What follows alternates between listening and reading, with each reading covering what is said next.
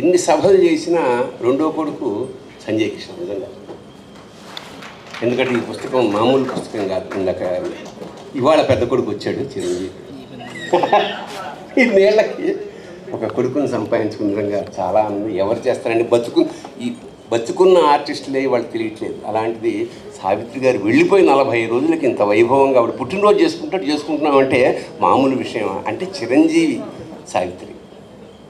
సావిత్రి చిరంజీవి ఈ రెండు.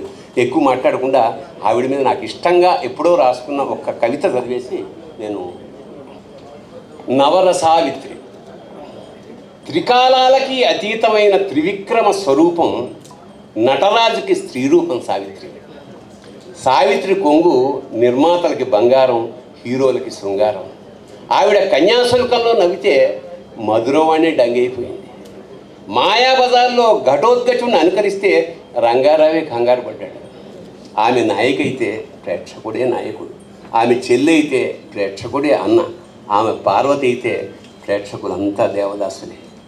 కోమాలో ఆమెను చూస్తే పాడుబడ్డ బావిలో తేలే చందమామలాగా, పతనమైన విజయనగర సామ్రాజ్య వైభవంలాగా, శిథిలమైన 1000 స్తంభాల గుడిలాగా ఉండేది.